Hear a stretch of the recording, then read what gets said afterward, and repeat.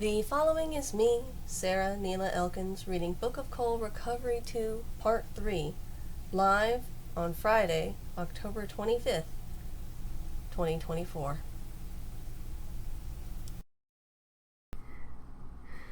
Okay, today I'm reading Book of CoL Recovery 2, Part 3.1. And here is the art for the update.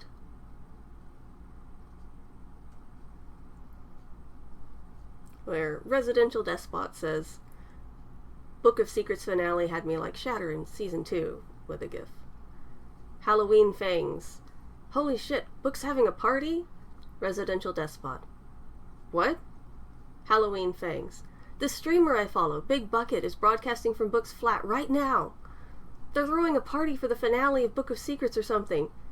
It's the middle of the night there, right? Residential Despot. Book's supposed to be in Austin, so yeah, should be night there. What's the party look like?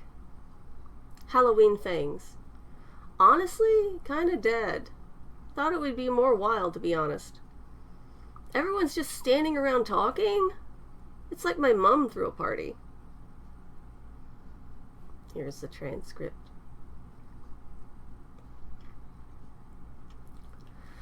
Eugene actually looks like he got some sleep. He's wearing a clean shirt and suit with a matching vest and tie. His hair's still a bit of a mess, but at least it's clean. We're heading to the same car dealership as yesterday, and traffic is even worse than last time. There's even several helicopters flying around, which makes me think there must have been a massive pileup on the freeway. I really wish I wasn't in my cooldown so I could help. I think to myself while letting out a sigh. Saw you had a party last night, Eugene says while staring at the rear end of the truck in front of us. Yeah, it wasn't much of a party. Made the news, he says with his teeth clenched. I'm real sorry, I reply while sinking into my seat a bit. I should just lay low or something. No, it's good, he says with a hiss. It works perfectly with the plan. What plan? Eugene glances at me, a pained smile on his face. Our plan. Wait. What are you talking about, Eugene? You noticed the helicopters and stuff, right? Of course I did. I've been mentally beating myself up about not being able to help for the last 20 minutes. We've been stuck in traffic. There's not a lot I can do at the moment with my powers to assist the first responders due to my cooldown period. On top of that, I don't want to trigger Eugene's DID. Yeah? Check the news on your phone. I'm sure they've got some cameras down at the dealership by now, Eugene says with a soft laugh. Really thought you figured this out. I guess I lost that bet. The dealership? My heart sinks. Shit. I search the local news on my phone, focusing on Ray's used cars. Sure enough, the name pops up. There's a clip from one of the early morning broadcasts with a local reporter talking to the balding salesman. Ray has done his best to clean up his look with a freshly pressed pair of dark gray slacks, crisp white shirt and tie. The shirt and tie look brand new. I wouldn't be surprised if he forgot to remove the tags. You said you've had to enlist law enforcement to direct traffic for added security today for this event. Do you really think that's necessary? The reporter asks. Absolutely. The safety of our patrons and the community comes first and foremost, Ray cheerfully explains. Gone is his beet red face. I'm just honored to have such a high-profile client choosing to shop at Ray's Used Cars off I-35 here in Georgetown, Texas. I pause the clip on my phone and then look over at Windgate. He's calmly styling his hair to the side with a foldable comb. I hope you don't mind me driving, Lucas says, and from the shocked look on your face, it seems I won the bet. You guys set this up? Of course, he says. I don't get it, and now I absolutely have to buy something from this guy, and I'm going to look like a greedy little monster. You will not look like a greedy little monster, Lucas says. Just be yourself. Buy whichever vehicle you want, or none at all. I still don't get it.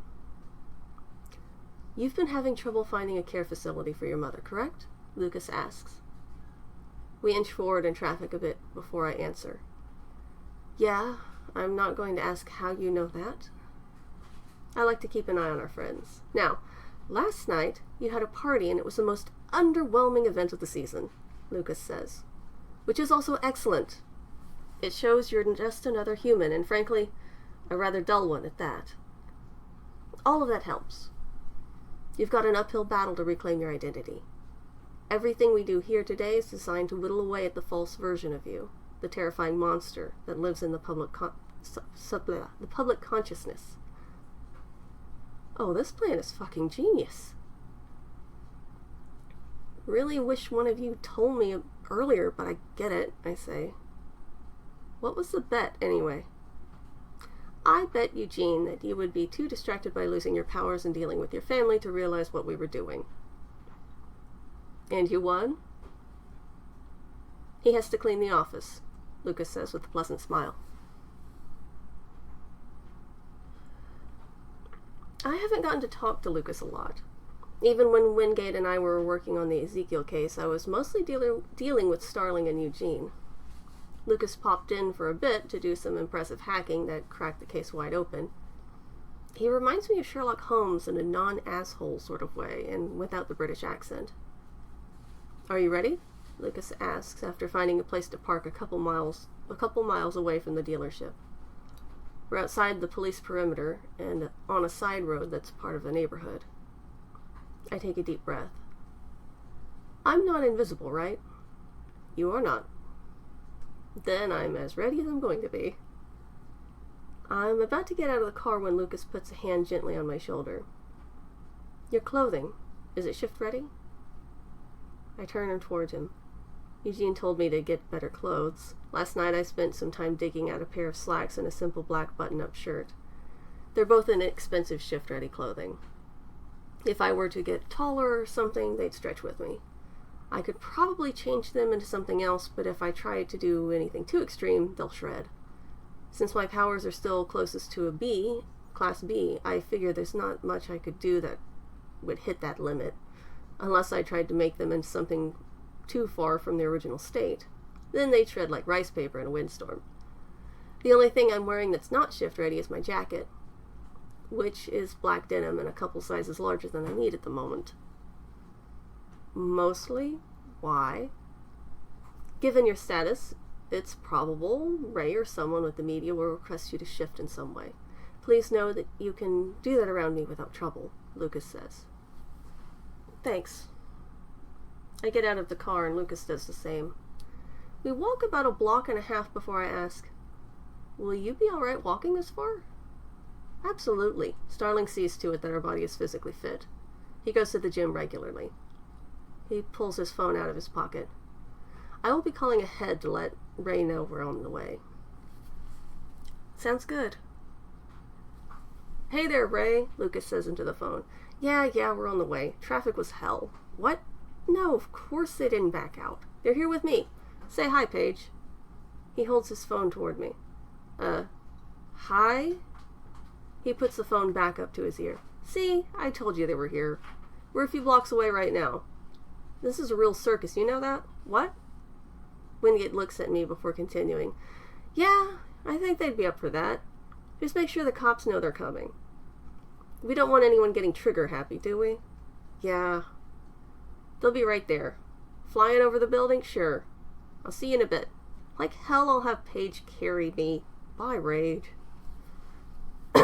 Bye, Ray. Wingate stops walking and slips his phone back into his jacket pocket.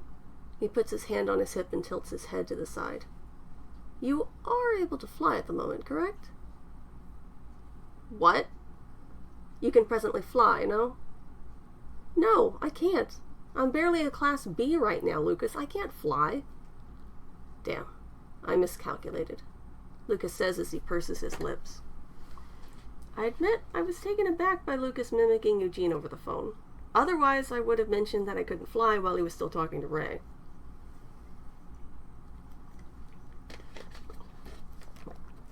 Call him back and tell him I can't fly, I say. Lucas sighs as he dials. Hey again, Ray. A bit of a snag. Turns out they can't do that. You already told people they're flying in? Well, too bad. What? Fine, sure. I take the phone when he hands it to me. Hello? This is Paige Simmons? What the fuck do you mean you can't fly? You're a fucking Class S, Ray hisses. I can hear muffled sounds in the background. He's either in a closet or a small office. I'm in my cool-down period. I'm barely Class B right now, I reply calmly. Not a lot I can do. Saw a clip from your party. You got big and buff and shit, and you're telling me there's not a lot you can do? Ray quietly shrieks. That was only for a moment, and it's by far not the same as flying, I explain. But I have an idea as to how to make an entrance. Like Wingate was saying, make sure nobody shoots me. I'm pretty sure a bullet would actually kill me right now. What are you going to do? Don't worry about it. You'll like it, I say before hanging up. I really hope I don't give this guy a heart attack in a few minutes. I take it you have something in mind and that wasn't a bluff? I hand Lucas his phone. Yeah, I say while emptying my pants pockets into my jacket. You'll have to meet me there with my jacket and stuff, but please don't lose any of it. Oh, I see, Lucas says with a smile. And if you do get shot? Then it was nice knowing you, Lucas.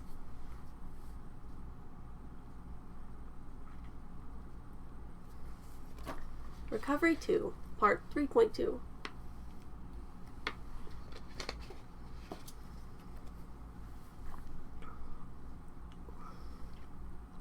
Things are way more crowded and busy the closer I get to Ray's used cars. The local police have been working hard to redirect traffic.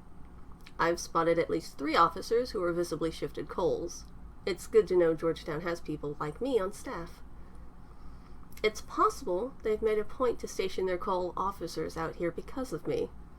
Their presence should reduce the chances of my being shot today. Maybe. I take the long way around the parking lot. Several food trucks serve a variety of fare to the still growing crowd of people who sound a bit agitated as I pass them. I note the prices on some of the cars have changed since yesterday, most of them lower than before. The bike near the main building has a significant price cut as well. Ray is talking to one of the national cable reporters near the front door when I arrive. I'm a bit surprised to see the guy here, wearing a similar cardigan to the one I last saw him in. The cream color of this one looks good against his light brown skin. I figured he would have left town after interviewing me on Saturday. Yes, well, of course Book is going to be here, Ray says. He's sweating despite the cool temperature outside. Many people here are wondering when exactly that will be, Sven Travell says. You said Book would be here hours ago, then announced a flyby like an air show. Then you canceled that display. It's well after noon, and there's no sign of them anywhere. Sorry I got stuck in traffic, I say. I'm still invisible, which leads to the amusing image of Ray looking around frantically. I step to my left a bit so I'll be on camera when I shift to basic. I make the change slow to minimize how disturbing it can be when someone appears out of nowhere next to you. It doesn't seem to help much. Jesus Christ, Ray shouts. I really wish I could have done that fly-in thing, I say. Flying is super relaxing, and one thing I am looking forward to doing whenever I'm back at 100%. Sven stands there for a moment, mic in hand, mouth open. He shakes it off and slaps on a TV grin that he directs at me, then the camera person, then back at me. Mr. Simmons, it's a delight to see you again. Likewise, Sven. I wish I didn't have to come incognito, but I didn't think I'd be able to make it to see Ray any other way given the crowd. Thankfully, it's something I can manage. By now, other people have noticed I'm here. No one else seems to have caught that I walked up while invisible. It's more than a bit uncouth for a Cole to go incognito like that. The ability to vanish makes people, including other Coles, nervous. Some unseen person could be watching you without your knowing. It's rude at best, and scary at worst. I probably shouldn't have done that. Where have you been? Ray asks. You said you can't fly, but you weren't just invisible, Sven says, completely ignoring Ray. How is that possible? Class A's can fly. My recovery has been a bit uneven, I say. I wish I had my phone with me to show off photos from Thunderskull's Halloween party. I've been able to go incognito since October, but haven't been able to do much else a Class A can. I even went as the Invisible Man to a friend's Halloween party. That's remarkable, Sven says, and quite inventive. Thanks. I turn towards Ray and bow my head. I am very sorry for being late. Traffic is a nightmare, and this crowd is something else. No bother. You're here now, Ray says, while slapping me on the shoulder rather hard. The look on his face as he pulls his hand away says he immediately regrets having touched me. I'm not even using my powers. He hasn't been harmed. He's just scared. Good to be here, I say with a wince as I rub my shoulder. How does this work? It's been almost 11 years since I've even needed a car. Certainly wasn't this big a deal back then. You're a big deal, Ray says. Come to my office while we get the lot cleared out. Where would they go? What? The crowd. We can't look at stuff with them here? I don't want to scare anyone away, I say. I really don't want to scare anyone away. Let them see what kind of awkward dweeb I am. I throw shitty parties and have always been everyone's designated driver, and I've never gone to social events. Wingate had a great idea. Right this way. I am the king of awkward. It's a part I can play like no other. I was awkward before I became a CoL. Gaining powers just helped me hide it a little better. Right now, I am doing my best to not hide anything, much less myself, while Ray leads me and a couple news cameras around the lot. Ray has shown me 6 cars, 4 sedans, and 2 sporty coupes. 4 of them weren't on the lot yesterday. Most of the vehicles from yesterday are gone, in fact. The few that remain have had their prices cut. I keep eyeing the motorcycle I saw yesterday near the front of the building as we weave through the crowd. Police have been gently asking people to make a path for us. For the most part, everyone has been moving out of the way like I'm a drop of soap in their oil. Ray stops us in front of a truly massive pickup truck. He places a hand on the heavy front grille. This bad boy has 600-mile range at full charge, 4-wheel drive, 754 horsepower, and 785 pounds of torque when you have him wide open. He's powerful enough to haul just about anything, or anyone who could be anything. It seems like a bit much for what I need right now, I say.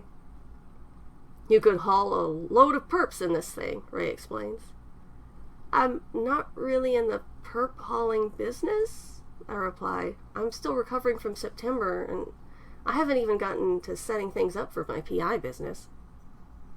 He leans over to me and whispers, Work with me here, I'm running out of rides to show you. I whisper back, What happened to the ones from yesterday? He slaps my back and lets out a comical laugh. My God, you're hilarious, Book. There is a bit of a gasp from the crowd. People stare again. Thanks, I say. I was really hoping to just get a motorcycle or something small for now. What? You had a couple bikes on the lot yesterday, and as far as I can tell, only one of them's still here, I say. That PMW 1034 M2 KGS. Ray stares at me. I smile awkwardly. If that's already sold, that's fine, but I would like to take a look if that's okay, I ask, yet more awkwardly. You... Sure. Absolutely.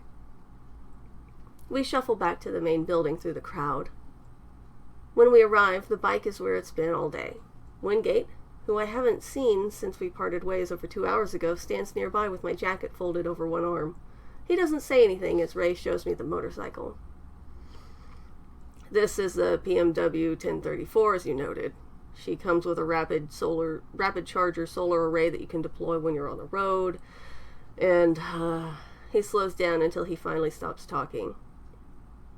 Last year's model, 190 miles per hour at 205 horsepower and a modest 200-mile range, I say. Others I've looked at were out of my price range, but this one seems incredibly affordable. Ray doesn't look at me. No, he glares at Wingate instead, who responds with a pleasant smile and nod. I suppose you want to take it for a test drive? Ray asks. That would be great. Once I finally get on the road, the bike is great. It's a bit big for my basic size, but not as bad as I thought it would be. I can easily shapeshift to be taller if I need to. The brakes handle well and the suspension is in good shape. I'm filling out the paperwork inside the building within an hour. Don't you think I didn't catch on to what you pulled? Ray hisses at Wingate while I'm signing papers. I don't know what you're talking about, he says. You. Ray stops and looks at me. You wanted that bike this whole time, didn't you? I only saw it yesterday, I say. Well, you can thank your friend for the deal you got, Ray says while crossing his arms. Lower the prices on your stock. People attending to see Paige will buy something. You're not really expecting them to buy a motorcycle. They're too famous. They'll want something big or powerful to keep the riffraff away. Fucking slimy asshole. Wingate's been trying to get me to buy a sedan, I say truthfully. Bullshit, Ray says. I don't care who you are. You swindled me, the both of you. Would it help if I stayed a while and posed for photos and stuff? I ask. What? Ray's brain seems to short out. What? You made a whole carnival out of me being here. I can stay. I can practically see the gears starting to turn in Ray's head again. Seems like I rebooted him with my offer. Fine, but you're also going to shoot a testimonial for us in a commercial. To use in a commercial, Ray finally counters. Do you usually do that with customers? Yes. Then sure. Signing autographs is weird. That's coming from someone who's been a yak, an office chair, and a streetlight, not in that order. I sit at a picnic table and sign things for a few hours while chatting with people after lunch. The sun started to set and people have begun to file out of the parking lot. Ray sold 2 other vehicles today, one of it which was the truck with the giant grill.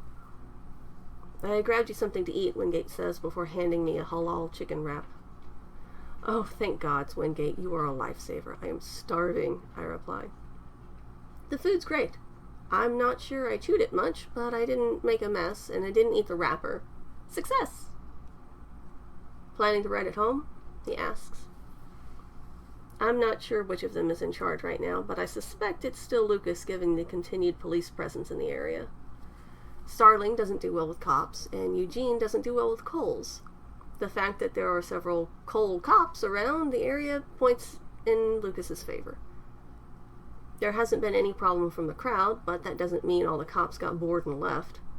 However, a few of them have swapped out with others. Yeah, I reply. Ray wants me to shoot a TV spot in a bit. Know any good ways around this traffic? He smiles. Yes, if it were up to me, we wouldn't have been late today. Oh, that's definitely Lucas. I'll follow you out then? Sounds good. I owe you for this, and not just the food today. Wingate shakes his head. I believe this makes us close to even. I disagree, I say. If there's ever anything you need, Wingate, I'm here. Just say the word. Likewise, he says. All of us. And that is the end of Recovery 2. If you've enjoyed listening to me read Book of CoL, you can read the series in its entirety on Tapas for free. Don't forget to check out Slayer of Yggdrasil, my entry into the Tapas Action Fantasy Novel Writing Contest. If I make it into the next round, you'll get to vote and help me get a job. Thank you for taking a look. Bye.